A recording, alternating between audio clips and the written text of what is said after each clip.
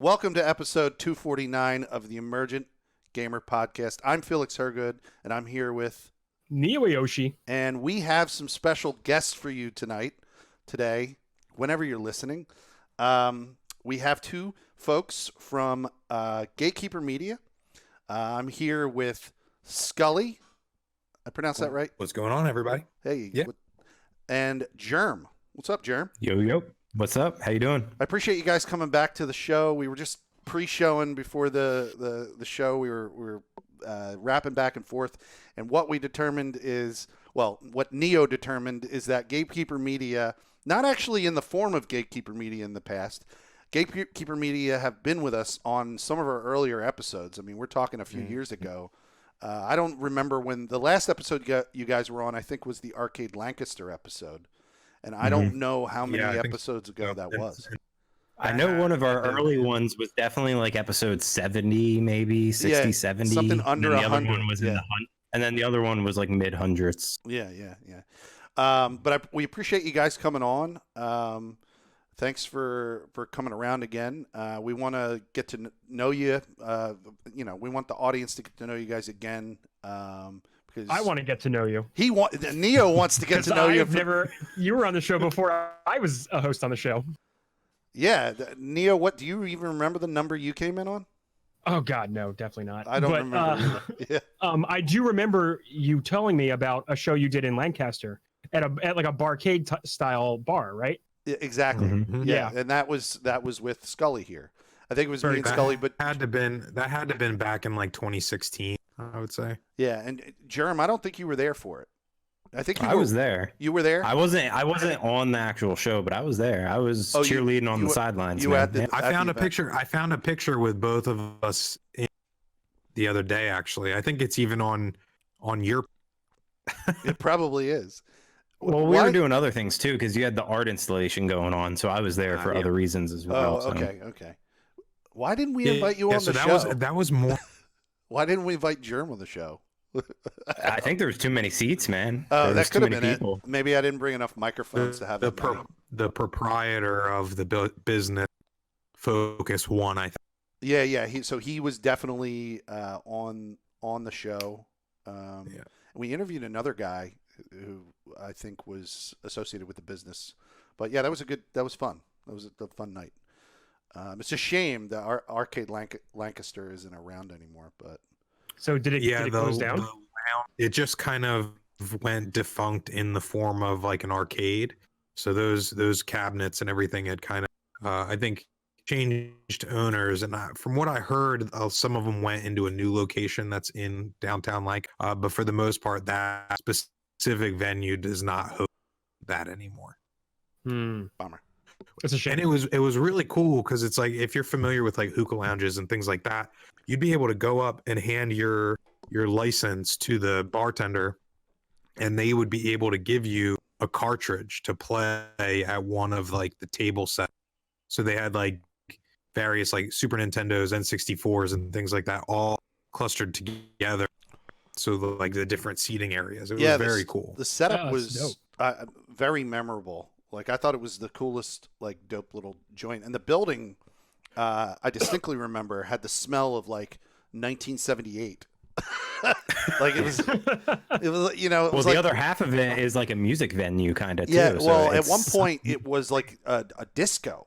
It was like I was talking to like the guy who was running it and everything, and he was telling me it was like it used to be a former like disco. It got started at the height of the disco era. And that's what it was. It was like it'd go to downtown Lancaster and get some disco in. But talk about it's surprising. Yeah. So I guess our move tonight is to get to know you guys again. Tell us what you've been doing. You guys have clearly been up to a lot of cool shit these days. That's what I get that impression by scouring your YouTube. You guys are doing really well on YouTube. Thank you. So tell us a little exciting. Tell us what you guys it's been a grind for sure. I mean, we focused and went all in on the professional disc golf scene, providing tournament coverage for that. And we were able to grow the channel to just shy of 20,000 subs in a matter of 2 years. 2 years, really. Wow, that's That's a hell of great. a niche. Yeah. I think that helped a lot for sure. Yeah. Being in a small pond really helps. But the best part, honestly, has been the travel. So Derek and I get to travel the country and film these elite events. So we were in Vegas a couple times. I've been in Kansas. We were supposed to go to California. I've been Colorado. to Wisconsin, Colorado. So up in the Northeast. So Well, I we've been mean, all right around the before- country. Right before quarantine, we hit Georgia, Las Vegas, and Phoenix all within a 2.5 week period. And so we covered 3 separate events and even held one of our own in that time frame. And then we were, planning on going to Waco, Texas, and then at the last minute had decided against. And luckily, they cut that tournament short. So it wasn't even the full, event where it was cut down to 2 rounds only, and the last round they did not allow spectators like on the court. Oh wow. And then ever since then, our events have been canceled all the way up to July. And just to let everyone know, so disc golf is like traditional ball golf, but you play with frisbees and you throw it into a chain basket. So if anyone was unfamiliar with that, it's frolf is a term that some Frolf? people might be more familiar. froth, Jerry. Yeah, The word the, is the Summer of George episode. why do they call it? talks Why do about they call it froth? Like This is Frisbee combined golf. frisbee golf. Yeah. Got it. Yeah, but the correct, like the professional term in the association is disc golf, and that's Because I was going to say, legal in the why industry. not golf? Yeah. I'm going out and doing some golf Well, and today. it's not called frisbee golf specifically because frisbee is a trademark name, much like how people call adhesive bandages Band-Aid. Mhm. Yeah, there's a literary term for that. I forgot what that was. Where Wait, was you call I think I read this recently. Isn't frisbee like the name of the person who invented the could- frisbee? could have been. And it was by accident too, right? They started off as pie pans. The frisbee That's right. company started as pie like things you'd bake the pie. Hmm. Yes. Okay. Yeah. I remember that. And then the game company Whammo, once back in I believe the 50s was really when they started like trademarking that stuff. And the actual sport of disc golf was created and like kind of played with the modern day baskets the late 70s. So it's been around for a long time. It's just been such a niche So here's thing and such a hobby sport. here's a question. The questions are going to keep coming up as you guys talk because I'm not immersed in that world really at all. Keep them coming. Is there a special, how with with other types of sports, there's like a consumer version of the thing that's used for the sport, and then there's like pro versions. Are there pro frisbees that people use? Oh, for sure. That their Yeah, designer. so it's primarily about like the plastic. So there's like cheaper plastics known as DX, or it's like the most well known. And those beat in really easily. They just don't withstand. Then you have 2 others. One is completely opaque, and then the other is more or less like a candied plastic look. And like, so everybody refers to those as like champion and star because Innova, kind of known by some as like the Titleist of disc golf. So they're kind of the standard in terms of comparison. Titleist is a golf brand. I've definitely seen that one. They make balls, Correct. tees, and all kinds of shit. Clubs and Yeah, it's the same type of industry where like you have the Titleist and the Callaways and the competing brands for equipment. The only big difference is the professional players are usually sponsored by like one specific manufacturer, so they use all the same type of plastics. But then there's also 100 different variations of molds of that plastic. So there's some that go really far that are more aerodynamic, and then there's some that are a little more beefier and kind of more deeper that don't go as far, that you would throw into the basket more like a putter. So they have like a driver, mid-range, and putter. Oh wow. That's Yeah, cool. so there's and different variations types. of each one. Um, So It gets very you'll have technical. a stable understable, and overstable are the three classifications that kind of delve more into the type of flight that the disc would be associated with. So then, and then you have the different. So like for instance, there are those three categories of driver, fairway drivers, mid ranges, putt and approach, and putters. That's kind of like the breakdown of. During a game, like, can you, when it's your turn, you can like switch them out on the fly depending on your need, like you would in golf, 100%. just like that. Yep, Correct. same thing. Like you would usually start off with a driver, and then when you're maybe on the fairway, it's more you pull out your irons or you pull out your mid range to. Because it's more of a touch shot as opposed because it's usually played in the woods as well. So it's all about touch and finesse and the angles of how the disc actually flies. Yeah, because the that's where holes, which are what are the holes called? Baskets. Baskets. Oh, The baskets, Baskets are holes. baskets Targets are usually like chained to trees, right, or connected to trees. No, they're self-contained. Okay, So it's an anchored pole in the ground, and then a wire basket or cage, chains, which is used to catch the disc, and then a rim, or some have bands, some don't. But those, and that's the thing, is that there's multiple kinds of baskets and design. So a lot of different courses that you're playing, they could all be within a half hour of each other. Each course has a different type of basket, not to mention a different type of lay. So there's a lot of intricacies for sure. So that part, the course part of it, hasn't been really streamlined across the entire industry, or that's just how people prefer it. There's just like a series of so the basket has to be approved by the governing body of the sport, which is the PDG. And then, but there's a list of approved baskets. There's a list of approved discs, etc. Yeah, the sport is very low entry in terms of like cost or anything. With golf, you're usually putting out a couple $100 just to get all the right clubs and everything. And the cool thing about disc golf is most of the courses are in public parks. So they're free to go to, and you only really need one or two frisbees.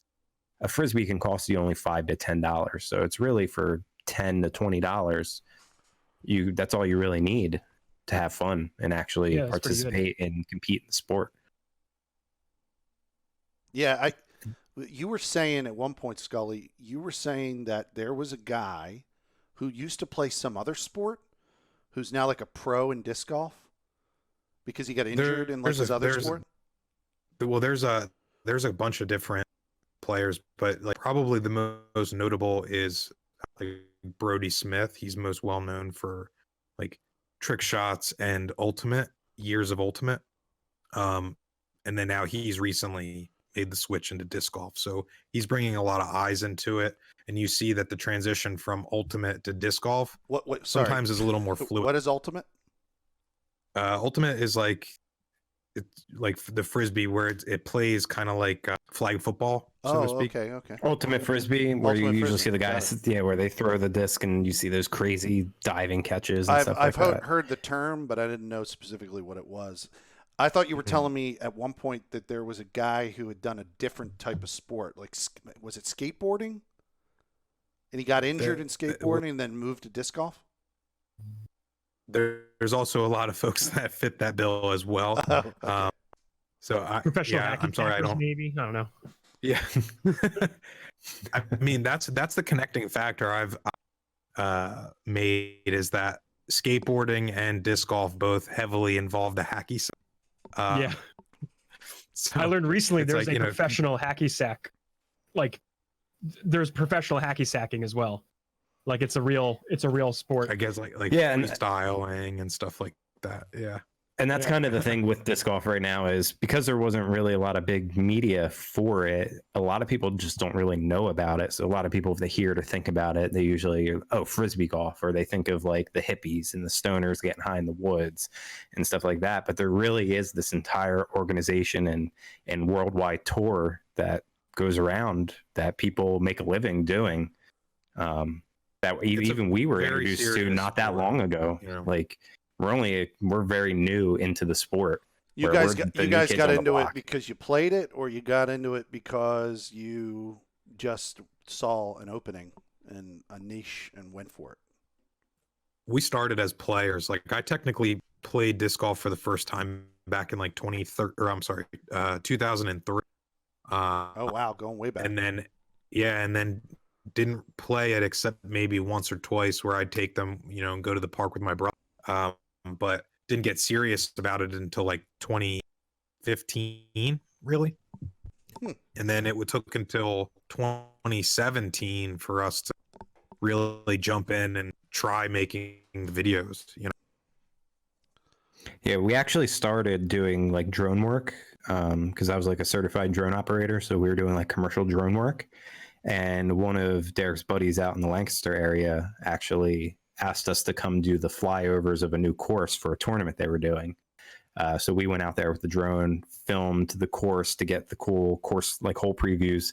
Then he asked if we wanted to film it. And then we went out and filmed it, had no idea what we were doing. I mean, we've done narrative stuff and documentary stuff, but we never done sports coverage before. So we went out there, we learned really quick what to do and what not to do. You guys went home after that and watched some fucking Sports Center, didn't you? Hell yeah. And then just watched more disc golf coverage. Yeah, like that too. Yeah. Because disc golf coverage was already a thing at this point. So we were watching the people who were kind of leading the industry. And then it wasn't until 2018 where we actually captured someone getting a hole in one. So we did a women's event and it was on Mother's Day weekend.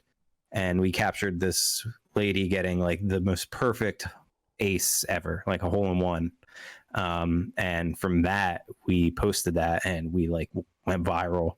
We were trending. Damn. We were on ESPN's top 10. Wow. That was our first introduction to the governing body, the PDGA. And I think that was really the moment where we were like, hey, it was very surreal because I had crazy. I had People a friend. Want this. I had a friend text me a week after we posted the clip, and like he's like, hey, what's your company's name? He's like, I told him, and he's like, I just saw you guys on ESPN. Like your logo popped up in a top 10, and that was the first we had heard that it made ESPN. Like they didn't contact us or anything. It's just like somebody so disconnected from what you thought was, this sport. Yeah, came to you and went, hey, did you know you're on ESPN? Yeah, that's cool. Yeah, that's crazy. Really cool. That's really cool, man. And I think that's when we really had the passion and like the drive that we're like, yo, let's commit to like actually trying to provide coverage and doing this. Other people are doing it and they seem to be doing well, or at least going in the right direction. So let's ride that wave and see what happens. That's great. Yeah, that's and really we're still cool. surfing that wave. So that's cool. Nice. So you're on a game podcast. Disc golf is a game, right? But beautiful segue. It's a terrible segue. Come on. But there's an industry of disc golf games, right? Yeah, it was something that we decided to shift a little bit of focus in once the tour basically got canceled, and then you started seeing NASCAR pop up with virtual racing, and 2K started really pumping out content. Exploring disc golf games just seemed logical, right? Oh yeah, yeah. Mm-hmm. Are the pros of disc golf doing what I see the pros of other sports doing? They can't get out there. Some of them. They can't go to the courses. Are they holding their own like disc golf championships through a game? Yeah, some of them. There's a lot of real time putting competitions, but one of the year's biggest tournaments should have been this coming weekend. So this whole week is like the celebration week of that event, and they're hosting their own virtual tournament because a company that's associated with them sponsors one of the iOS and Android games. So they're creating a whole match play bracket tournament. So they're like doing qualifiers and everything like that. So it's it's something that they're offering to make up for the fact that all these players, they're not able to go to this destination spot that they had planned all year. Yeah, the event's called the Glass Blown Open, and it's in Kansas. and it's basically like they get almost 2,000 participants to actually compete, and then there's upwards of almost 5,000 spectators on the final day for the big guys. So it's one of the biggest events in our sport, if not the biggest event. The entire town shuts down and dedicates its entirety to this event. What's the town? What's the name of the town? Emporia, Kansas. Is that what you said? Yep. Crazy. And is Emporia kind of like the hub of disc golf, like in other parts of the year, or? It's the home base of one of the main manufacturers. Oh, I see. So one of the main manufacturers are based out of that city. Okay. Or town. So I'm sure they're a huge sponsor of the event, like in general. It's their event. It is their event. Yeah. That's cool. So it's kind of like Olympics Town that week or whatever, or that weekend. Exactly. Yeah, they have bonfires. They shut down the actual like city block and do a bunch of cool stuff. Sounds like a party. It's pretty crazy. Like, it's insane how deep it really goes, because you think about it, you're just throwing frisbees in the woods, and then like you just peel a layer back and you're like, whoa, there's how the disc fly and everything, and like there's so much creativity to it. Does your YouTube channel have like footage from the last one? The women's coverage. Coverage? For sure. Nice. Yeah, might be cool to check out on their YouTube. Yeah, the YouTube is youtube.com/gatekeeper media, or Yep, you got it. Is that what it is? Nice. Cool. Yeah, the easiest way is if you Gatekeeper Media into Google, you'll for sure find us. Yeah, that's great, dude. What are the titles of some of the games? Like, do these games like?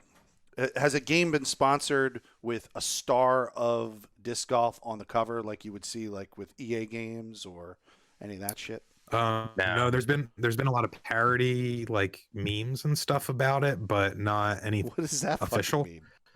So like 2K games, like 2K covers with specific people who are passionate about that. They'll like fan art and like memes and stuff like that. I thought when you said parody, I'm like, what, people outside the industry are making fun of disc golf or something? Oh no. Like we've been even featured. They used our logo as like the cover. It was pretty fun.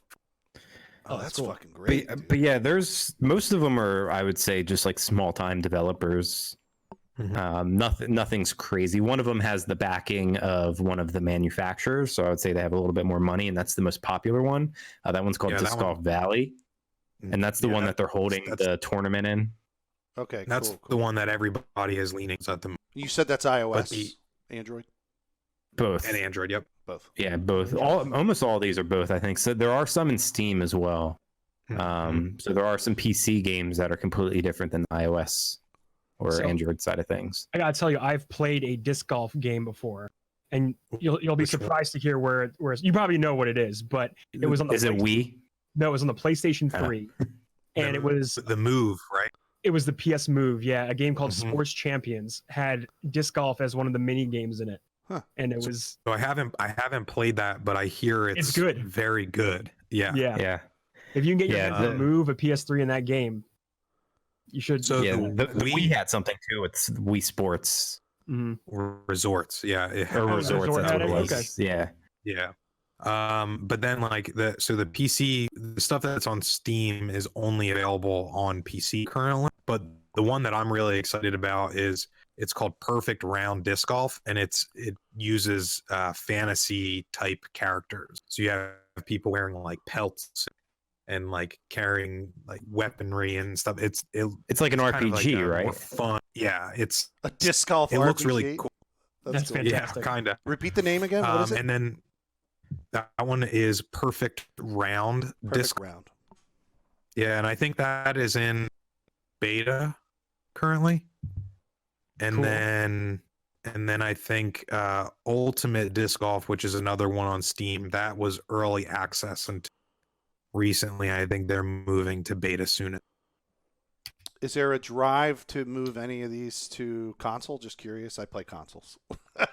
I've spoken to the developers of the Steam ones, and they are looking into it and are going to most likely port to console next before Mac, most likely. And it'll most likely be Xbox. We'll Dude, get I will the first 100, stream. I will 100%. I know, right? I'm a Sony guy. So. I have both. I will 100% buy that unless you can get me a copy. Just kidding. I'll see what I can do, because I would I- like to get a copy. I might try to convince them to do PS4 first.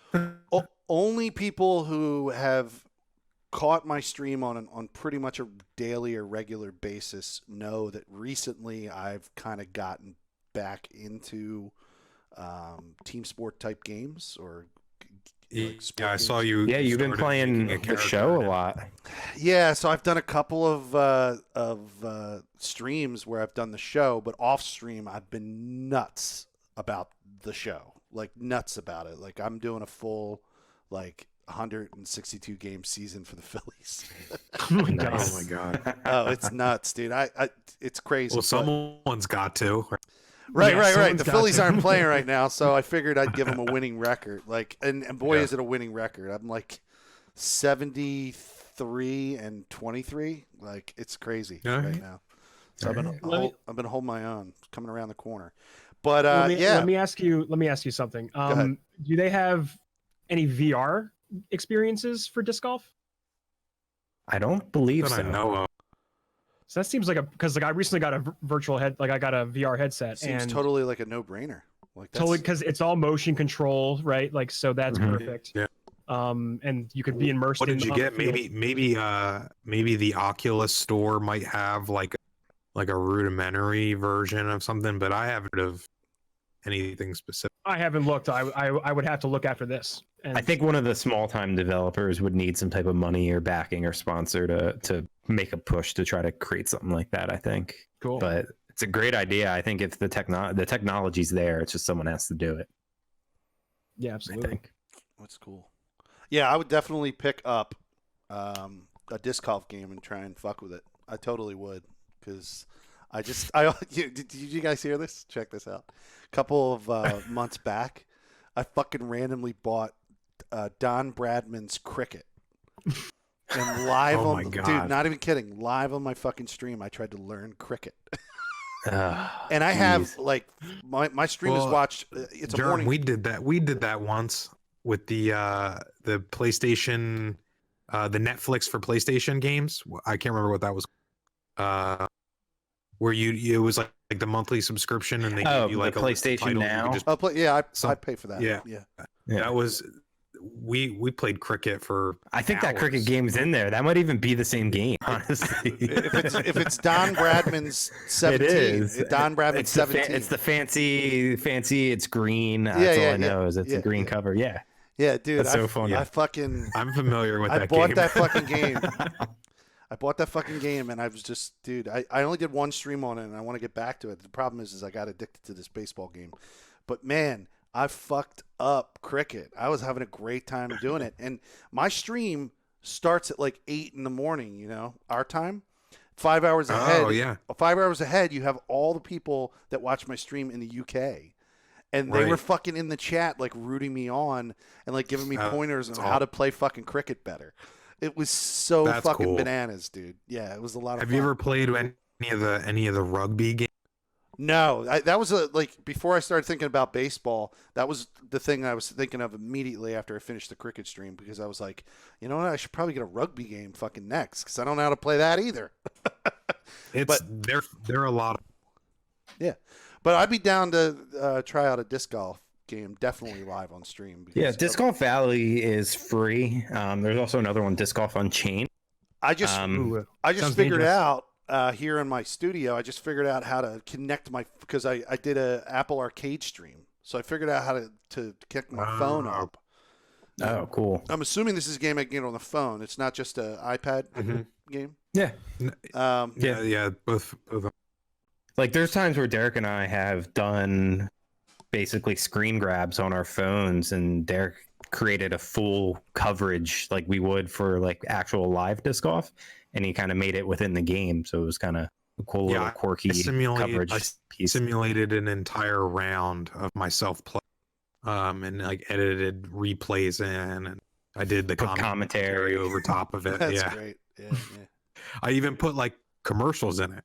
So like I was advertising some of our sponsors in the coverage as well. And that's I've actually been speaking. Yeah, and I've been speaking to the developer of that game, and they're interested in hosting the raw video on their like Facebook. Nice. That's awesome. I had a thought. I fucking lost it. Sorry, dude. Oh, it's just it's me. You're here. What was my thought? I don't remember. Thinking about that burrito. I'm thinking about that burrito. Yeah, feeling a little light in the head. Yeah, so that's pretty fucking dope, dude. So what do you? So you're in quarantine. You guys are locked down and everything like that. Besides disc golf games, I know you're not just keeping your time with fucking disc golf.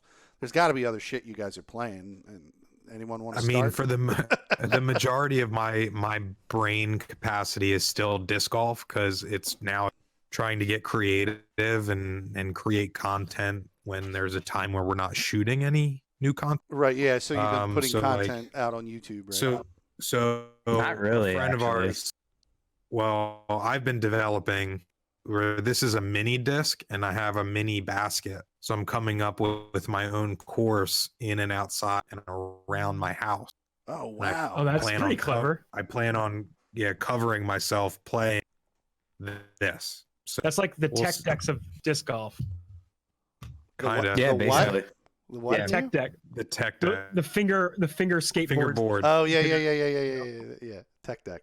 Yeah, and I mean there are courses that simulate like a mini golf course as well. So it's like putt disc golf, but putt disc golf. It's pretty cool. But other than that, I've played a lot of Mario Party with my. Nice. And I won for the first time a couple weeks ago. It's usually backstab you and take your stars. No, the game does that for her. It's like it completely just it awards her the stars. I'm going to be frank with you guys. I don't really understand what that game is. Every time. What is that game? I don't own that game. What is that game? People play that game. Like a board game. The most RNG game you can ever play. It's a board game. They should just literally call it RNG. Yeah. Okay. And like it can randomly like backstab you at any point. It's like you'll jump on spaces. I'm literally asking the question. I don't know what the premise of the game is. We're telling you. It's basically you have to collect stars. Yeah. It's a Mario game, so you have to collect stars, but you're on like a board. So think of it as like a shoots and ladders or something, and you land on something. It's riddled with mini games that you earn. You pass a place where the star is. You have to purchase.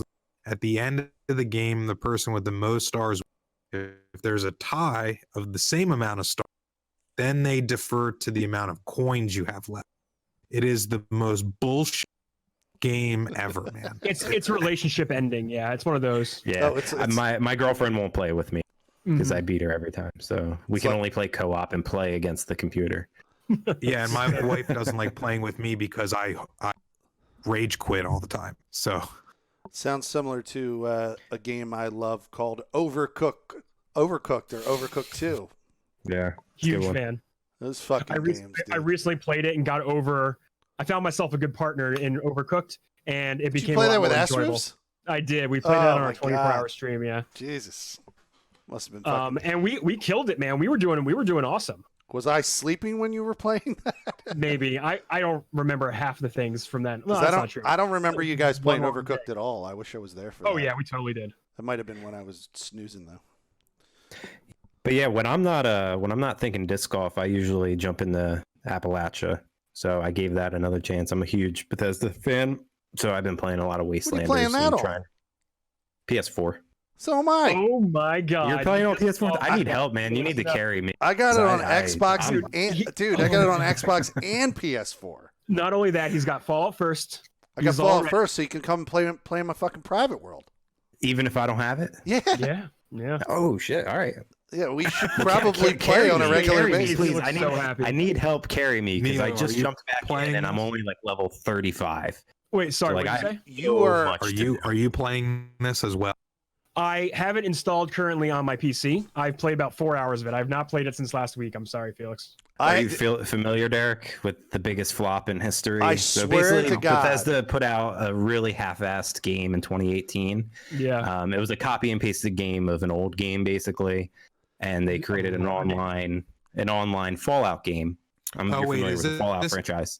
Yeah, Fallout 76. Was this the one where you could pick? Is it 76? That's what you're talking about? Yeah, Fallout 76. Yeah, they basically came out with a new update similar to kind of what like No Man's Sky did, because that was like another flop.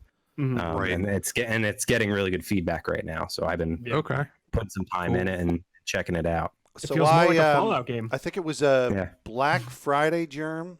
Black Friday, the game was $12, and on PlayStation, and I had been playing on Xbox for like a year and a half, and I was like, you know what? I got people who come in my stream. They say to me periodically, "Hey, are you playing on Xbox or PS4?" And then I'll say, "I'm playing on Xbox," and then they'd be like, fuck, man, I got it on PS4. Otherwise, I'd come in and join you." And so I got this so frequently, I said, and then I met a friend at the job who basically was like, "Oh, I'm thinking about getting that Fallout 76." I'm like, "What are you getting it on?" He's get PS4. "Oh, that's a shame." And he said, "But I got it on this Black Friday sale. You should do it too." I said, "All right, fuck it." So I bought it again. I had been playing with the Fallout First membership on Xbox for whatever amount of time I had been playing on it. And I fucking started playing without it in PlayStation, and I realized there's no way I can play that game without it. Like, it's got so many perfect features to help the private world alone. I don't want to play with other people. I don't want them in my fucking life. I don't want them in my fucking game. I don't want them there. The only people I want in the world with me are people who are my friends and are working with me in the fucking wasteland. I like that. Well, I mean, it's like that with ESO, because I played Elder Scrolls Online a while, and you need the membership basically to. Mm-hmm. Well, the biggest thing that you can get from the membership with this game is the unlimited scrap box, so you can just keep putting scrap into it over and over. But you can't share in that, unfortunately. But something else I've been playing though, and this is a slow grind, is I'm playing through for the first time on the Switch. Never. Sorry, what game you cut out? Zelda. Breath of the Wild. Oh, Breath of the Wild. Breath of the Wild. I've never played through it. I was going to say the same thing, that I'm currently working through that as well, and it's one of those things where I investigate everything as I'm walking past. So I've only gotten to one boss fight out of all the explorations that I've done, but I've gotten on the top of a mountain without freezing to death, and all the fun. I just run around mindlessly in that game, but that's such a good game. I can't wait to actually beat it. I know we love that on the podcast. Everyone who's played it here is definitely, we're pretty high on it. But like, that game is so good at inviting you to like continue to explore and just like check every nook and cranny, and it's so inviting of a game. I love it. There's one thing I fucking hate about that game. Can I say this and never say it again? Go ahead. I don't like the fact that I can't have more than one save file. That bothers the fuck out of me. That's a Nintendo thing, man. Why are they fucking? Because even with Animal Crossing, which I've been, one of the games I've been playing for like the past month, in order, first of all, you can only delete the save file. But if another user on your Switch wants to play the game, they have to use the island that's already exists in the original save file. So they become a resident on the person's island that has already been created on the main. Does that make sense? Like, the main save file is like, anyone who's a user has to use that island. Well, and existing funny you say it's like a Nintendo thing, but I remember that Ocarina of Time allowed you to have the different like save file decks, and it's like, it's so funny to like look back where it's like that offered that, but now you're yeah. I went in recently. This was right before quarantine. I went in and I said, fuck it, I'll play a little bit in this game. I said, I want to start fresh. So I hit new game and then didn't realize that I was fucking overwriting my old game. Mm-hmm. And I had gone to the point where I didn't go really that far, but I'd gone to the point where I was getting ready to do my first like big, what are those called again? The big machines? Sacred beasts or whatever. Yeah, the altered beasts or the sacred beasts or whatever. Yeah. Was it the water one that you were fighting in? Yeah. Where you go in, robotic elephant. You meet the water people and do the robotic elephant. Yeah, I was getting ready to do that, and then I don't know. But I went through the save. My new That's save. pretty devastating. You feel like you've gone a really long way when you make it to that boss. Well, I did. No, here's like the not thing, even though. it's not even like the No. a dent. No, it's not a dent. And worse off, I also preoccupied myself with getting a lot of those like shrines. I got like a shit ton of those shrines. Like I was going through one by one and ignoring the story. And then, so there was a ton of shrines that I got. I had so much cool shit, really cool armors and things that I got through the shrines. I'd upgraded like. Now you get to do it all over again. Well, now I took a completely different path. Sounds like you haven't revisited. Yeah, I took. Sounds like a Destiny 2 game. Yeah, I took a completely different path off the plateau. So I left the plateau from a different direction, and I'm more deliberate in doing story. So hopefully, at this point, if I were to like pick that game back up again, I would probably just erase my save file and just start over. I would just do it because at this point, I would just want a fresh experience again. Oh yeah, definitely. Yeah. But it would be cool if I could make an additional save file. Jesus Christ. Yep. Fucking Nintendo. It's if only we had the technology from 1996, you know? Exactly. It's just not possible. It's just not possible. One other game I've been playing that's even more casual than that, and it's so hard, is Crash Bandicoot. I bought the Insane trilogy or whatever, and like I just been playing through the first one, and like I don't know how I ever got through that as a kid because that game is hard. That might be one of the hardest games I played, trying to get all the boxes in that. Yeah. Earlier games, man, they fuck you up because either A, we had better reflexes then, or they were just made harder then. I don't know. I think they were just harder games like Ocarina of Time and shit like that. Crash Bandicoot was one of the first endeavors into the like 3D space. So it did things where like you would have Crash Bandicoot run toward the camera, so like you couldn't like see what was ahead of you. So it became like a memorization thing. If you wanted to like get really good at it, you had to like know what the level was going to be. So at the time. I mean that's it's the same concept as like what side scrollers were on the console generation before it, right? Where like you had to keep moving, and if the camera passed you, you would lose a life. I'm specifically remembering the Aladdin game with the carpet in the cave. That was a hard one. I forgot that I fucking played the shit out of that game. Those games were re-released recently, like remastered. I did see that. I love all the remastered platform games. Like that one was re-released in the Switch. You're saying? Like I can go find that in there? Yeah, I've been playing Crash on the Switch. Yeah. Mm-hmm. No, I meant the Aladdin. Aladdin. Oh, the Aladdin game. Like the Disney Aladdin and Lion King. I might go in there and fucking pick that up. Yeah, you know what I do? They added a few features to it that were like it's like a time rewind. So like if you because you keep fucking up, like because the game's like really hard, so you can rewind before you die and try it again. So they let you. They added a bunch of like cool features. Yeah.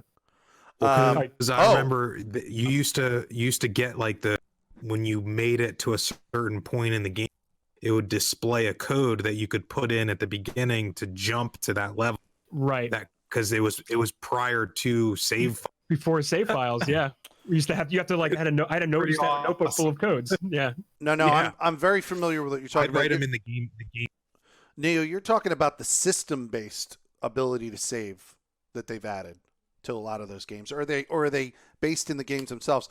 I'm familiar with them because I bought the Konami packs. I bought the Castlevania pack and I bought the Contra pack. Oh, Castlevania. Both of those have built into them the ability to essentially save an image, a snapshot.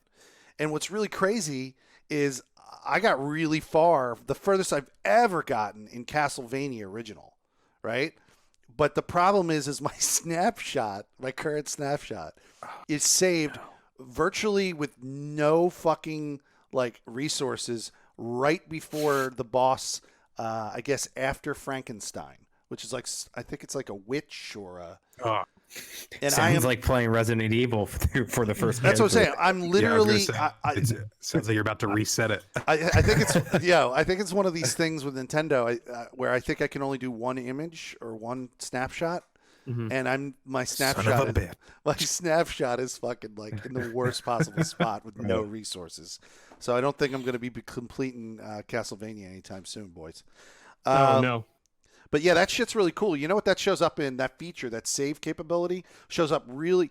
If you type arcade archives in the Switch store, you get an actual, like, they have old archives of old arcade games. So arcade games that I played when I was like really young are in there, and you can buy them usually for like $7. But I bought like a bunch of like old arcade games, games that I played that I was passionate about and played pumping quarters in over and over again. And all of those have the ability to like save right before a certain point so that you can, you can also, they're also the original images or the original files, because you have to put in quarters in order to play. Oh, that's funny. You have to physically add credits to the game. They're original ROMs, I guess. So that's a feature you of were the talking. Yeah. You were talking about that rewind feature where you can like redo things. Something that I played recently that did that was, I think it's called Life is Strange, right? That is a mechanic where, of the game. Yeah, that's like, it's like the soul of the game, and you can really see how, because it's a choose your own adventure, obviously, but you could see how things play out from both sides before making your final decision, which is super cool. Or you can rewind back to the beginning of the episode from an entirely different location and see what happens there. It's really in depth, and it's like an actual thing in the plot that the girl that you're playing as is actually she realizes she has the ability to like rewind time and do it. It's not just like a baked-in feature to the emulator, but it's like an actual part of the game. Yeah. And you know what game might be right? Go ahead. Sorry. Oh, I was just gonna say the first episode is available free in the PlayStation download section. If anybody who hasn't played it is interested in checking it out, it's also a part of PS Now. It's in PS Now. Is it? Yep. Cool. Nice. You can get actually all the chapters of Life is Strange, I believe. Life is Strange 1 and 2. I don't know. Did 2 come out? Was that out? They're up to episode 4. Yeah. Okay. Yeah. So there's 4 episodes. I saw whatever I saw. I don't know. I don't think it was all 4, but I definitely saw, like, I believe 1 and 2, and there might even be a third in there. So you can definitely check that out in PS Now. I was going to say, when quarantine kind of started, the first game I played through that I waited almost a year or two to play through, and I have to say it's probably one of my favorite games now, is Detroit Become Human. The fact that you can replay that and how different and how dramatic your choices are in that game. Honestly, I just like tip my hat to Sony, man. They make the best games for their platform. I really got to fucking play that. I bought that game. It came out the day it launched, and I fucking had it on my console, and I still... And you never played it? Still didn't open it fucking once, Oh, dude, you need to play it. That game is... Oh, it's so good. I heard if you're really just trying to, like, if you want to, like, just enjoy a story and, like, not worry about dying all the time or, like, really put a lot of struggle on, like, actual mechanics, play that game for the story. It's well worth it. I definitely I bought it for a reason. Well, fucking play it. What's wrong? So much shit, dude. This is a reoccurring thing with Felix. Fallout 76 on 2 consoles. He has the stack, and it's games he'll just go, pre-ordered it, bought it, got it, we're getting it, and then he goes and plays Fallout again or Assassin's Creed Odyssey for 100 and 200 hours. I just looked at my save file today for Assassin's Creed Odyssey. I played like a couple hours before the stream here. And I have put 302 fucking hours into that save file. Oh my god! Wow. I mean, I can't. I will say that I played 300 hours of PUBG, so it's like I don't know if I can really like be like, how dare you? See, I try to really like going back to like even like the Fallout games or Zelda or that is like I really just try to find those single player games other than maybe Fallout 76 that I'm talking about. Like I have so many games that I've bought that I haven't even played yet, and they're just single player linear playthroughs. Like I still have the Uncharted game to play through. Like I still have many games. They were free this month on PlayStation Plus. And I have them all. I never even played the second and third one. So I have those. I still have those to play through. They're good. Can I give you a point of advice about Fallout 76? I'm serious. I'm serious. Yeah, shoot. It has a well-developed fast travel system built into it, right? In order to consume the new story, the only real way to fucking do it is like it's a single-player game. Now, it is good. Good thing I play it single player. Yeah, and but it is good to have like wanderer. it is good to come in with me, or it is good to play with other people. And of course, the guys that I play with, if you come in and play with me, you'll get to meet.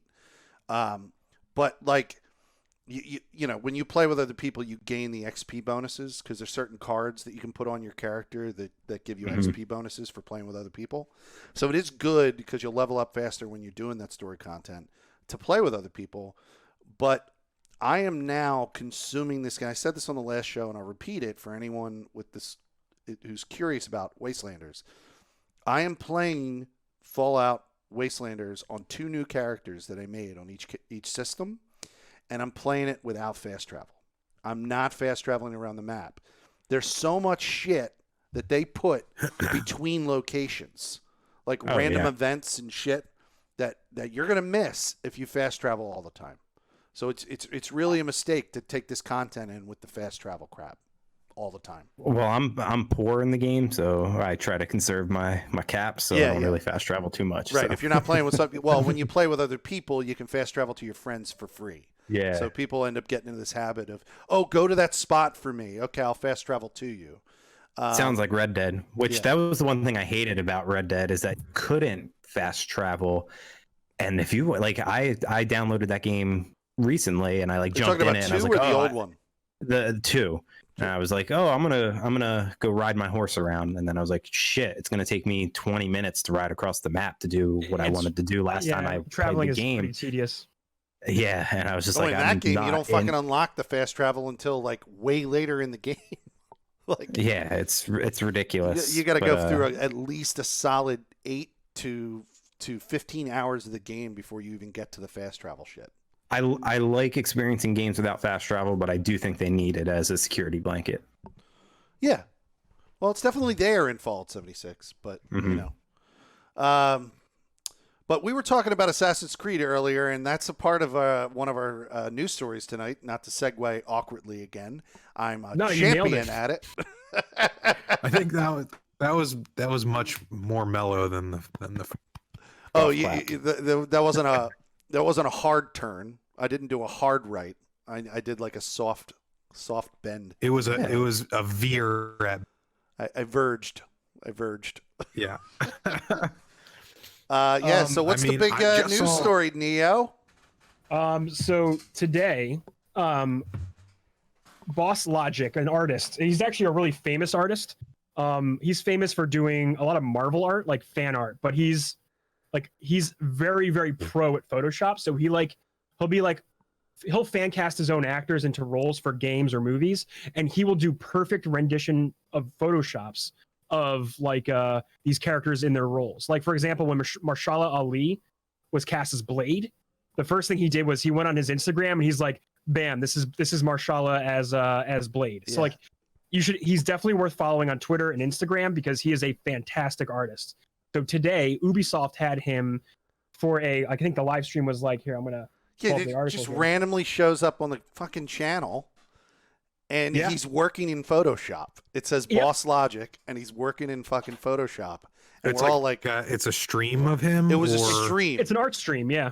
And he's just drawing, I guess, like art for the game that's coming out. But he was doing it from the Assassin's Creed channel, and we were all like, "What the fuck is happening?" And that's cool. Slowly, it started to come into form. He was doing the marketing materials or the main marketing. What do they call that? Like the main key art. Key art is what it is. The main key art of the new Assassin's Creed game as a way to unveil it to the world. It took him about 8 hours. That's so cool. 8 hours. And the game is titled Assassin's Creed Valhalla. And at the end of the stream, they announced that tomorrow they're going to show the first teaser for it. So when we're saying this, if you are listening to this podcast right now, and it is Tomorrow at 5 p.m. Tomorrow is, if this is the day our podcast came out, it would be 5 p.m. this evening. The April 30th. Yes. I guess I should say. April 30th. There you go. Just keep your refresh button well oiled. Yeah. Keep it well oiled. Also, literally as we're sitting here, I got another tweet notification that said Ubisoft Montreal actually had up to 15 studios working on this game. Wow. Which is a lot of studios to be like being put into work for like one title. Are they have to be one of the biggest developers in terms of actual size with employees, right? I mean, they're well over 1,000. Oh, I mean, let's see. Ubisoft is not only the publisher; they also have multiple studios across the country. Across the world. Yeah, that do the between Canada and France. That's what I'm saying. Like they develop and produce a lot of their games single-handedly. Oh, absolutely. I mean, they have studios that are just constantly rotating what projects they're working on. So at one point, like before we had Assassin's Creed Origins, not Odyssey, Origins, they had at least 3 or 4 studios that would rotate production of the Assassin's Creed games. And then that's on top of the shooters they do, the Division, all those games. They were doing a yearly Assassin's Creed game for many years, and then they just started to get they started to get bad. Yeah. You know, people Will we ever get another Splinter? We hope so. I definitely hope so. There was a tease for that showed up in Ghost Recon Wildlands. They had a special Splinter Cell event. The original style of where, like, as the years went on, it kind of pulled away from the true heart of it, I think. Yeah, you need like the PS2 version. Yeah. Like that it was hours and hours spent on that, and I would gladly buy that game again. Yeah, we got a void to fill now that Metal Gear is done. At least for me. It's a huge void left open. I play a lot of I don't know if you guys know this about me. Maybe you do, Germ, because you said you caught my stream a couple times. I play a lot of Ubisoft games. Like I am it's your bread and butter. I'm entrenched in the Far Cry series. I'm entrenched in I played the Division 2. I didn't play those as much as I played. I 100% completed Ghost Recon Wildlands on the box. So I've been playing a lot of these games, and I'm becoming very familiar with the tropes, as they say in the Ubisoft. The one thing that's been lacking in fucking Assassin's Creed that I am hopeful for in the newest one is fucking first person. Not going to happen. No, I don't think it's going to happen. Yeah, why? It could happen. Why do you want that? Because stabbing somebody in first person is, I guess, something that I'll never do in real life. So. Yeah, you get that in Far Cry. Yeah, for sure. I don't know. I'd love to. So, like, let me ask you this then: what kind of things do you hope for? Like, you're the Assassin's Creed guy, Felix. Like this is your jam right here, and it's featuring a Viking season that's being teased very heavily. What does that do for you? Well, one, I was a huge fan of God of War, the most recent God of War. I played the shit out of that, and I also am a huge fan of the show Vikings. And on my queue for watching TV is The Last Kingdom, which is another Viking show. So I'm big into that culture, and I'm really interested in that period of history. So this is exciting for me. I can't wait to get in there, specifically to see the type of weaponry that you're going to get to play with, and definitely what the architecture is going to look like. And I think Odyssey really kind of brought a lot of fans back, because I think Assassins really fell off there. Like even with me, like I played the first couple, and then maybe after Black Flag or something, I kind of fell off. And I think the most recent game really brought a lot of fans back. So I think this one should knock it out of the park, because people want it now. And they've been getting bigger and bigger with every rendition as well. There is a counter narrative to the most recent game that I don't support really at all. There are people out there who their biggest criticism of the new Assassin's Creed is the fact that the new Assassin's Creed has more of an RPG mechanic to it, more of a level grind. I was not critical of that whatsoever. There are people who are very critical of it because they want to, from the very beginning. Well, I was having this conversation today, actually, in the Emerging Gamer Discord with. I saw that. Yeah, with Trollbeard, and he was and I agree with him. It's counter the narrative of Assassin's Creed Odyssey, where you're playing as, according to the story, you're playing as a demigod, right? It's counter for a demigod to not be able to kill a human in one shot, right? Mm-hmm. So the biggest criticism people have is that, from a story perspective, is that it makes no sense that this assassin who's a demigod can't kill everything that she comes in contact with instantly. And I don't really, I can't, I mean, from a narrative perspective, I don't have an argument for that. I can't. I mean, I could tell you, I mean, Wonder Woman's a demigod, and you don't see her killing, taking out people instantly, Right. She Yeah, has to fight up. True. And you're essentially, one of the characters is pretty much Wonder Woman in that game, right? Cassandra? Yeah. When you play as Cassandra, you're playing essentially as Wonder Woman. Yeah. But I don't support that, because I look at it as a good game.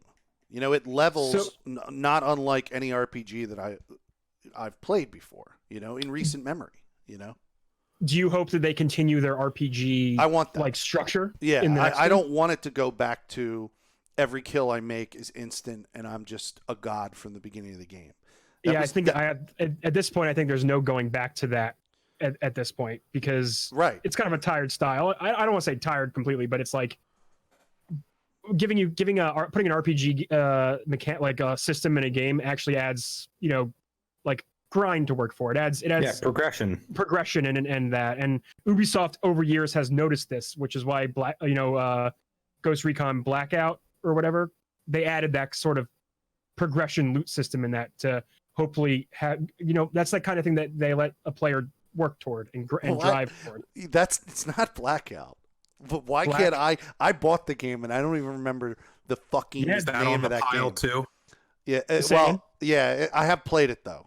I played. Yeah, but they added like a loot. No, but you system. said Blackout. You said Ghost Recon Blackout. What's it called? I don't even care. I don't know either. I don't fucking know. It's not Black Ops. Breakdown. It's Breakdown. Breakout. Breakout. Oh my god. Dance. Ghost Recon. Ghost Recon Breakdown. Breakpoint. It's Breakpoint. Breakpoint. None of us see Ubisoft. Your shit is so generic. We don't even fucking know what it's called. Yeah, it's bad. Oh my god. That's a Clancy title, isn't it? Yeah. Well, it's yeah. Well, Ubisoft made it. Officially, people forget this, but officially, all of those games are Tom Clancy's Ghost Recon. Tom Clancy's Ghost Recon Breakpoint. Ubisoft essentially has the Tom Clancy license. So guy's any been game dead in for that fucking is like 10 to 20 years. Yeah. Tom Clancy's been gone a long time, and they fucking still keep slapping his name on shit. But Ubisoft knows that. Like you see it in all their games, right? Their formula is in all of their games. You unlock map points, you progress in the same way. So like if they can get that in all their games and in some form, you're going to notice that. And I don't think for Ubisoft especially replayability, it gives you a reason to pick it back up. Yeah, and it gives you reason to like go out in the world and like go, oh, I want to go visit this place, and now adding the RPG mechanics, I could definitely gives you attest something to like grind for. I could definitely attest that having a lot of things on the map it's a big, huge fucking map, but having a lot of things on the map in Assassin's Creed Odyssey did not feel as cluttered as it did in previous games because of the size of the map. In fact, I think they figured that ratio out. I think with Assassin's Creed Odyssey, they figured out that we need this certain amount of points in this certain amount of space in order for someone to not feel overwhelmed and put the fucking game down. Because I really got into it, and I had this. I've told Neo about this. I've talked about it on the show before, but I have this way of playing it called a proximity playthrough, where and I don't even know if they know that people play it this way. They might, because that's how I play any open world game. When you select a point, they give a distance from where you are currently to where it's going to be, and the way I play is I only take points that are close enough by meters, by distance. And then this way, it's good for the stream because I'm constantly doing something new and active. Because I'm never like riding a horse for like 40 minutes, you know what I mean, in one direction. Like the problem we had in Red Dead 2, John, you were speaking to earlier. When you do proximity playthrough, you can see the meters and distance, and you just go to the points that are closest, and they had it in Ghost Recon. They have it in now all the Assassin's Creed games, and it keeps me active. It keeps me doing one thing after another without any kind of weird, completely droning on pauses. And it's not good for the TV I'm producing. You know, if people are watching streamers like they're fucking television, if there is a time, I noticed this with Red Dead 2. Thank you for bringing that up, because that is the game where I fucking noticed people are going to get bored. I'm getting bored watching myself on a fucking horse cart for fucking 35 minutes trying to get to another destination. That's why I haven't finished the game, unfortunately. Yeah. Personally, it's too time consuming to go that's from when point A to point B. maybe that's when you start taking calls, right? So like in the times where you're doing the traveling, you have a caller come in and you can address. oh, I could definitely say become a radio That's your host location. and, like, Sorry, your patch time is someone up. in. Next part of the story. I could definitely attest that It's like, well, it's been fun, but this is our stop. And Yeah. then- Red Dead Redemption 2 is definitely a great game for engaging with chat. You know what I mean? Like the minute I'm sitting on the horse, I would just like let it go. You could put it on like auto walk or whatever, and I would just let it go, and then I'd be like, "All right, chat, what do you want to talk about while we're waiting for my horse to get to destination?" But yeah, you don't have that problem at all in the current Assassin's Creed. Not at all, and it has a well-developed fast travel system as well. If you don't feel like doing any of that, but you know, They really crank out those games, man. Mm-hmm. Ubisoft doesn't mess around. well, they're on a different schedule with Assassin's Creed. I mean, they did what was it? Odyssey came out, and then 2 years later, Origins came out, and then 2 years later, Odyssey came out. Yeah, and they've also taken a How year long break has it been? between this. So it's been 2 years since Yeah. Odyssey came out. Yeah. Yeah, just putting out Smart. games that It's big smart. with that type of quality in 2 years is impressive. I Yeah, think just they goes into realized. Keep in mind, goes they have in- multiple studios. That's working, like, that goes into that manpower that I was talking about. The So, like, thousands, even hundreds though of people we're working getting on it. this one right now, there's another game that's winding up development right now. Like they're Oh, yeah, already- for next they're already gen and locking everything, yeah. This game is definitely going to be a next gen game. By the way, I tell you guys right now that this trailer is probably going to blow a lot of people away because it will probably look very good. Do you think it's going to be released on current gen though? Yeah, it'll be on both. It'll be like Black Flag. Right. But when Black Flag came out, that was the cross-gen game. And they don't have Um, any more details about it. It's just they mentioned the location and that's it. Yeah, We'll find out teased, tomorrow in the that, trailer. yeah. Hopefully, it's Yeah, going to show yeah, I some can't wait. fucking gameplay. I can't stand those fucking types of trailers that are just like It probably won't, Felix. I'm going to tell you that it's right going to now. be just like It's beautiful gonna be- cinematic shots. It's a Blizzard trailer. Yeah. Well, it's going to get you hyped for it. It's going to show you some hype scenes. Was that and a cutscenes. did you just do like a fucking a shot? Was that a shot at the Warcraft movie trailer? That was a shot. That was a shot at the movie. Oh, well, No, those are Warcraft- pretty dope. I do like. have really Those are good dope. CG cutscenes. Like they're They're great. the best. But then you go into the game and you're like, this Oh. isn't that awesome cutscene. Oh, This top is not how down this and- feels. polygonal. Yeah. Well, cool. Like, so you're excited for Assassin's Creed, guys? You guys all pretty pumped for it? Oh yeah, I think Oh, the, go ahead, the subject go ahead. matter is the most intriguing out of all of them to me. I think just because, I mean, like what Felix was saying earlier, that Viking stuff, it's dope. How can you not like? Well, here's the crazy thing. I'm gonna be hard pressed to pull, even though the Vikings they were their own protagonists, is a way to say it in any culture. They are often pitted as the antagonists, you know. And watching the show Vikings, made by the History Channel, I was able to see a depiction of Vikings as protagonists. You know, they're not the antagonists. They are doing heinous shit in parts of the world. They're going and invading people, but at the same time, you're rooting for them to do it. You know what I mean? And that's something unprecedented in, you know, visual TV and movie depictions of Vikings in the past, you know, unless the movie was about that culture. So it'll be good to play as a protagonist that's a Viking, just to see what they do with that narrative, you know. Also, would you like to see them bring in like the two character choice again, like the male and female? Yeah, I'd like to see them bring that in and fucking do it better. Make it like a real RPG where it's not just the same exact dialogue options for both the male and the female, and you're just playing the same game. Have you played as both characters? There's no point. It's the same fucking exact game. They just got a male voice actor to do the lines for the man and a female to do the lines for the. So there really is no There's That's not a bummer. difference. Yeah, it would have been great if it was two completely different stories. It's like, whoa, that's a lot, dude. That's a lot of work. I know. They already made a big fucking game. Think I'm of it not like Mass mad at Effect. them. No, for sure. Mass Effect does that too, right? Like they just change out the voice lines in the character, right? But like, they sold it. That's the problem. They sold Assassin's Creed Odyssey 2 different stories, and it wasn't. It was the same Is fucking that? story. Did they advertise it that way? I didn't realize that. They marketed it that way. That's why it was so fucking appealing to me.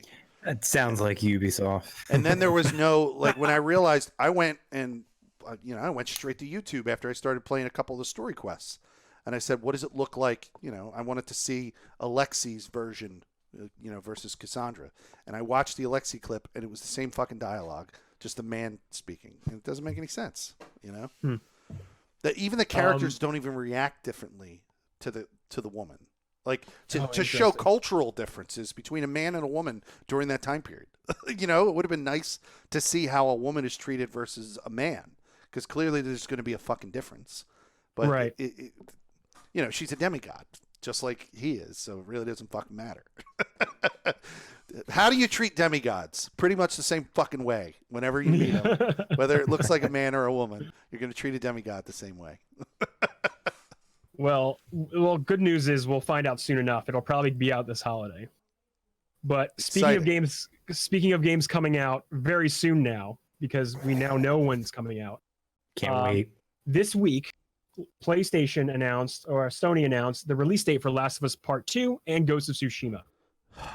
This was a month after they said Last of Us 2 was delayed indefinitely due to the nature of the virus, the coronavirus going on. So the new dates are The Last of Us Part 2. It will be on June 19th.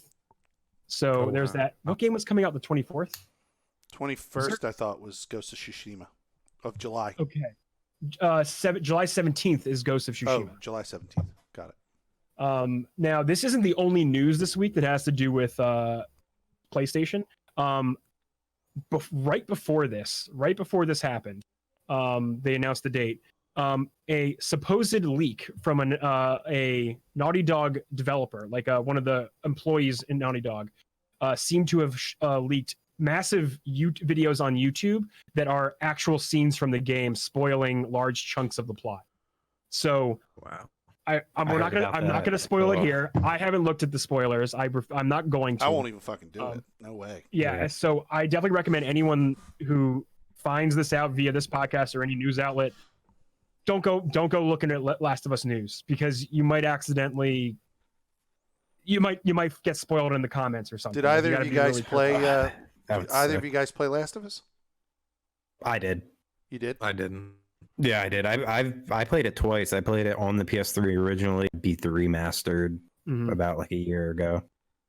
So I'm all about Last of Us. Like I said, Sony. I am all about Sony games, from Detroit Become Human, Last of Us, Uncharted. God of War. Basically, when God of War, any types of those games, I'm all in on them. Their cinema is fucking great, man. There's no doubt. And Naughty Dog is honestly probably the best developer. I mean, Naughty Dog, just every game they make is gold. Scully, do you know the premise? Oh yeah, for sure. I just never had the to play. Yeah, it's the zombie ants virus, the cordyceps virus that happens in ants. Basically, when ants get it, they go through like 4 stages.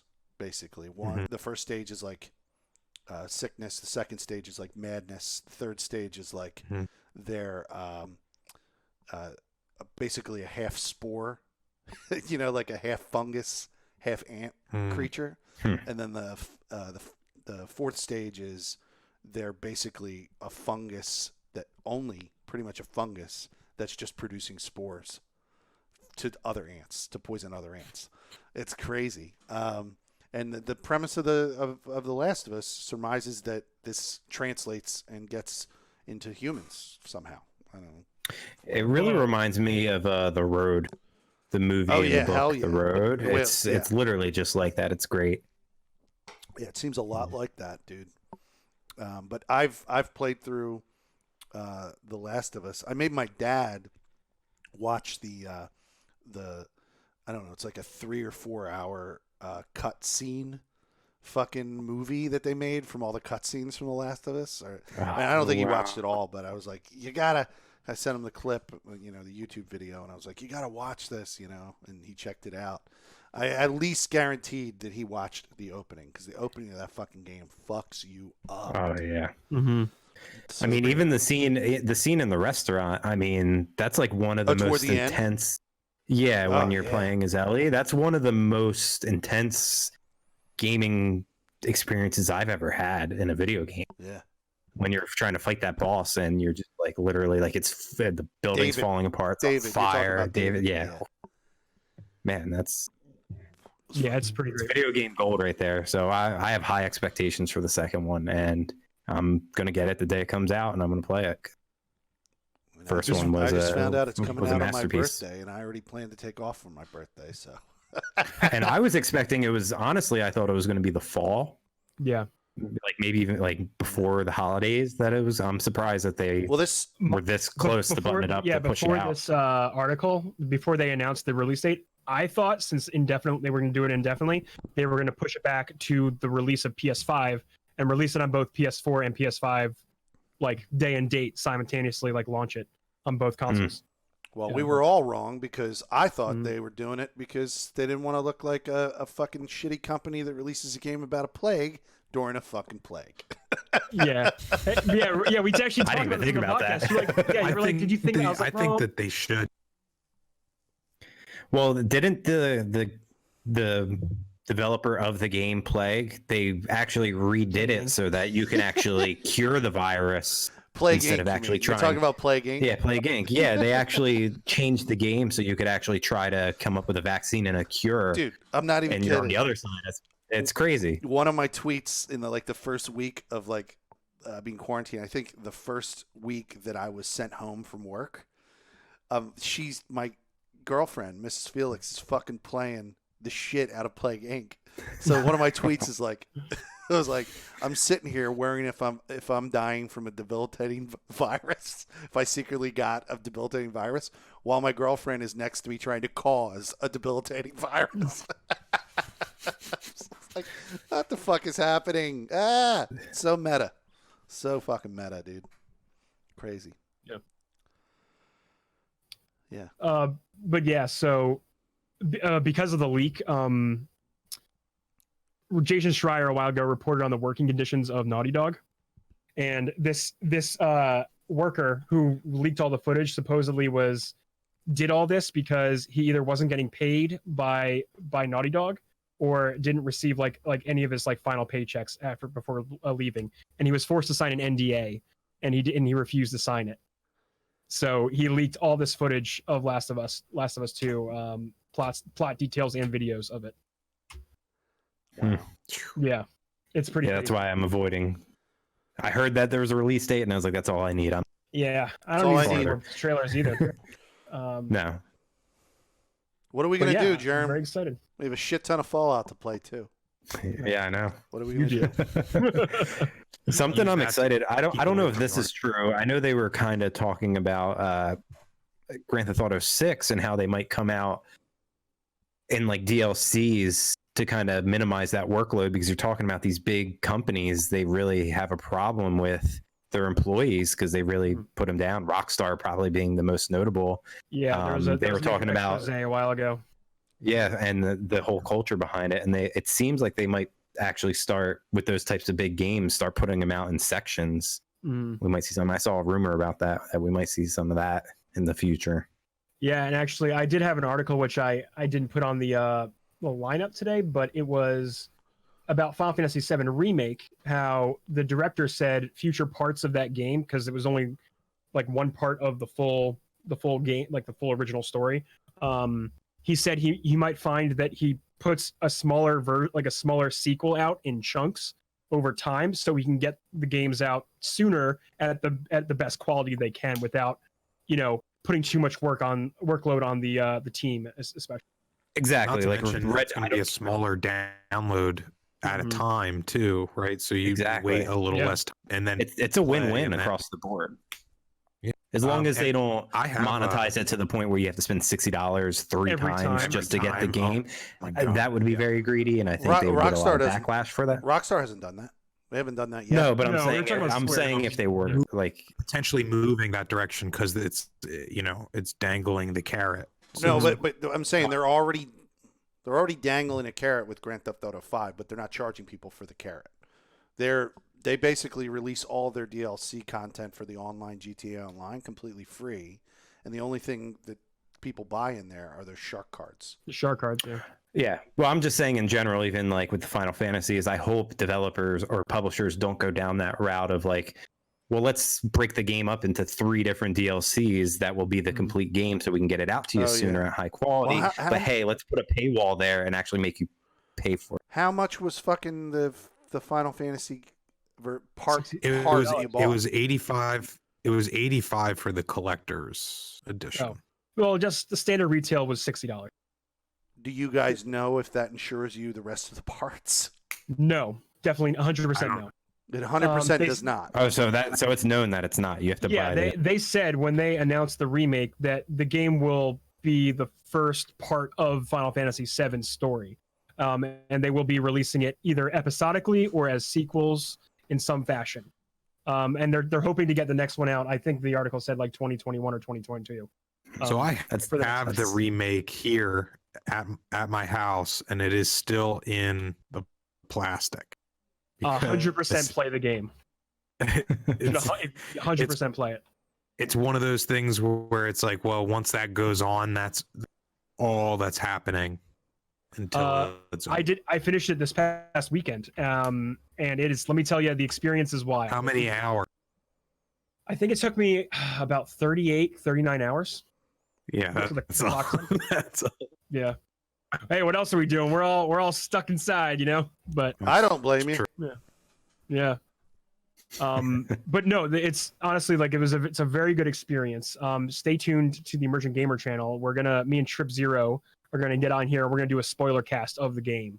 So when you guys when you're all done that, you can pop that bad boy in and hear our thoughts on the game itself. I'm not gonna spoil anything for you right now. Don't worry. But Cool. definitely play it. Definitely, Well, and I mean, pop that in your PlayStation. well, the only thing that I heard was that the gaming mechanic is altered, so it's It's not what? I'm it's not sorry? as much of altered. It's not as much of a turn-based.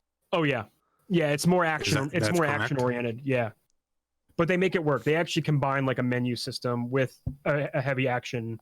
Like Well, I prefer the action-based thing where my wife was most excited for it being turn-based, and when I told her after I heard that it was more action-oriented, she got really turned off from playing I got her. That's why it's not opened yet. So you definitely, I'll tell you right now. You can tell her when you select the game, when you create a new file, it'll ask you, do you want to play the new style, the normal mode, or do you want to play classic? And classic is they try and recreate the old turn-based system. So if you want to play that way, they actually give. I didn't play that way. I played the reimagined combat system that they offered, but the option's there if you wanted to check that out. Okay, as well, yeah. that's definitely good to know. Mm-hmm. And you can tell your wife that I hate turn-based games. It's the least preferred game of all the games I've ever played. She hears it enough from me. I watched a lot of hours of Persona 5. That's a game I need to play, man. What's crazy is I'll play turn-based with like SimCity or That's not turn-based. City Skylines. It is. You have to wait for your turn with Civilization and with the, SimCity isn't turn-based. Civilization. That's what I meant. Sorry, I said the wrong thing. I meant Civilization. No, it's I all said right. the wrong thing. But Civ 6 is turn-based, and I'm perfectly fine waiting my turn with that one. But I'm not. That's more like a board game, right? It's like you take a turn every. Yeah, and I'm comfortable with my turn in board games. I love board games. But this is like, Felix, imagine every time you wanted to fight an enemy in Assassin's Creed, the game stopped, froze the game, and then brought you into a separate room where you actually have to choose your attacks from a menu, and then you have to wait for the enemy to go before you can go again. Much. Yeah. Too much. I played Final Fantasy 3. Me and Trip Zero determined that when he was over here one day, and he saw I had my Super Nintendo Classic plugged into the TV out in the main room, and Final Fantasy 3's on there, And I was like, I a good remember game. this game. I remember this game. I played this game. Mhm. And I remember enjoying this game. But ever since then, I haven't played really any turn-based games. I mean, and we all dealt kind of dove in one capacity or another into Pokemon, and that's literally, Yep. you know, I had a group of people would call that baby's first RPG. Baby's Yeah, first 100%. RPG. I mean, and it was to the JRPG. point where like I was playing Pokemon before, like my reading skills were like high enough to be able to like follow it. You know what I mean? Just so long.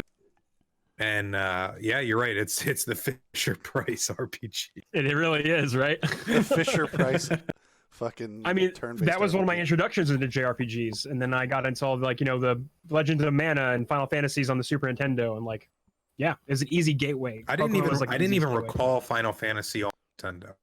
And now Yeah, that, Final now that Fantasy you 3, mention it, aka Final totally- Fantasy 6. totally forgot. Yeah, a lot of those are. I fucking. That's the only one I've ever played. I haven't played any of the modern Final Fantasies at all. And I Dude, the only contemplated. ones I remember Seven's a good really- one to get into, Felix. I That's it. contemplated it. Yeah. Yeah, the Still oldest Yeah, I'm on that the I fence as gave well. back is the one from PlayStation 1. That's like as far back as I remember. Yeah, 7, 8, 9 were on PS1. I believe those are released then. I Yeah. played 11 a little bit. That was about it. Oh yeah, that was the online one. Yeah. Yeah. That's the only one you ever played. Yeah, I mean, I've like played 7 at a friend's house when I was a kid, but like I never actually dove in and actually played, Cool. followed the story or anything. So maybe I'll try it out. Yeah, definitely recommend it. Absolutely. you can borrow mine. There we go. Slip it under the door. Yeah. Well, cool guys. Throw it like a frisbee and I'll catch it. there. You brought it back around. You brought it back in. That's how you bring it back. yeah. Segue right on back to the beginning. Oh yeah. Was there anything else in the news? That's pretty much it, right? That's pretty much it. I had some like Valorant stuff, but it's about they're like cheaters and the way they're doing matchmaking and. But you know what? That's all technical mumbo jumbo. We're like at an hour and a half. I saw a Valorant article that I was gonna pop in there, but then I was like, nah. It was this girl that was getting harassed. sexually harassed. Did you see that? Yeah, she I saw the recorded the tweets dude today. live and then like fucking exposed him on the internet. Yeah, I mean it's a huge problem in these games. The only thing I was going to bring up has nothing to do with that specific thing, but the one thing I noticed, and tell me if you guys can, discount this or whatever. Specifically, I'm referring to my experience with Mortal Kombat 11 and Injustice 2. I notice in a lot of fucking competitive multiplayer games that it is either incredibly hard to find a way to mute the people you're playing against, or it's not even there as a feature. Like the way that I have to mute people in Mortal Kombat 11 is by creating an Xbox party chat with no one in it. Right? Really? That's There's the no only. like hit start, go mute. I haven't found it. Like I literally can't turn off the toxicity in Mortal Kombat. It's almost like the game is marketed, intentionally designed with it, so that it's a part of the experience. Like I have to listen. First of all, I don't believe that, but there's I know. gotta be a way. Maybe I can't find There's it. gotta be a way. Well, I think it's suspect that it's fucking hard to find as well. Yeah. Well, I agree with you in the sense that games should make it easy to just mute people. That The you other come into night, contact and with. I didn't bring Yeah. this up, but you saw me play Warzone. Yeah. Okay. Yeah. I wanted to find it in that. I couldn't fucking find how to mute all these assholes that are fucking saying. It's in Warzone. It's Okay. I can tell you. It's definitely in Warzone. You 'cause gotta I tell me. muted some You assholes gotta in that. fucking tell me where it is, because I want to meet these pieces of shit. I fucking hate toxic pieces of shit. So, well, it if you still- want to, That's why I don't like online games. yeah. Well, you're not gonna have that problem in Fallout 76. I know how to mute Sorry. everyone. Wait, I'm sorry. What did you say? It's called fucking I Discord. was just saying, is it as toxic with people screaming into the mics as it literally is always? If Yeah, I mean, like, Mhm. I mean, I feel for this person, this girl online who got harassed. Oh no, she was getting straight up sexually harassed. This guy was and it's asking her for awful. a fucking number, and like he was like, he was saying all. He was kinds like, of she was like, "Are you? What are you? 16?" He's like, "Yeah, but like." She's like, "Well, then you're too way younger. too young for me." Yeah, no. Yeah. He goes, she goes, "How old are you?" And he's like, I'm 16." She's like, "Well, you're too young for me." And he goes, No, I'm 24. What the fuck? Yeah, it's gross and awful. But these games, like they all have it, man. Like you're gonna get shit talk every game, any game you play that's like competitive like that. It's awful. Mute all buttons are definitely. You got to show me where it is in the fucking Warzone. But I enjoyed playing Warzone. I enjoyed it. I enjoyed it so much. I bought Call of Duty. Oh damn! Wow. Oh damn! That's bold. Well, I want to play the story. I'm going to play the story. Yeah, next time you hop on Warzone, hit me up. I'll definitely hop on. It's happening Friday. It's happening Friday. Cool. Pencil it in. I'm gonna be home, so you're in luck. Probably going to be me and you and my buddy Doc Prefect from New York, and maybe Locke. So nice. We're going to get That'd in. Be cool. We're doing it Friday. So Locke's definitely a guy I play that game with often.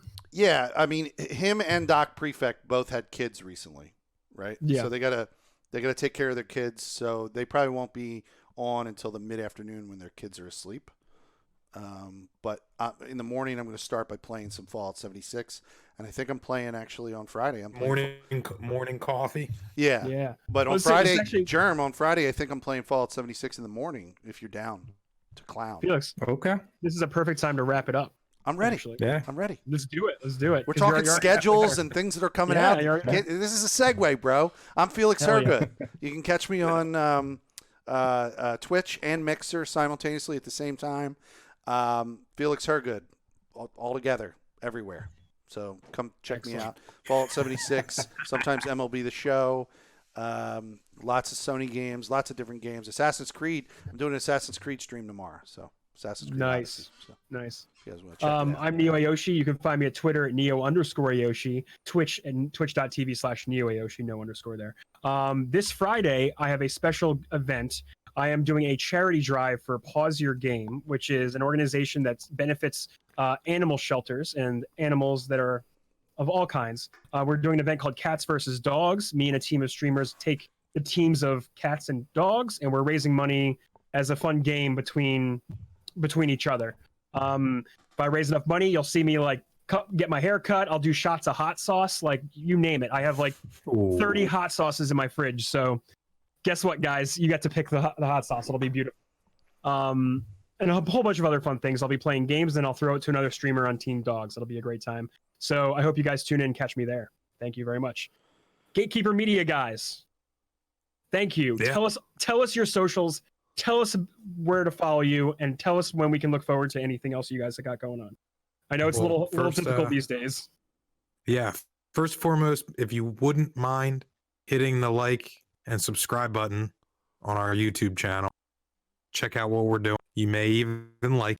If you're interested in the gaming round that I put together, keep an eye out on Disc Golf Unchained's Facebook or my Instagram, which is D_rock856. D-Rock. We also have a Patreon account, which we kind of do a lot of behind the scenes stuff. So if you're ever interested in like just like video editing, kind of more behind the scenes of what we do with what's the graphics, link for that? Patreon.com/Gatekeeper Media. And we just have some cool behind the scenes exclusive stuff with that. That's where you can kind of learn a little bit more about us. Very cool. That's awesome. Cool. Well, guys, I had a blast. Yeah, I could sit here and talk all night about games. Like, absolutely. Well, guys, it's definitely been awesome. All right. Felix. Well, yeah. Let's wrap it up. Thanks for taking the time for getting us in here and penciling us. Yeah. Sorry, it was a little complicated over the last couple of weeks because of a fucking pandemic. So I hope you're okay with that. I wasn't being facetious in any at all. No, I didn't think that was. I didn't think you were. That was a very earnest thank you.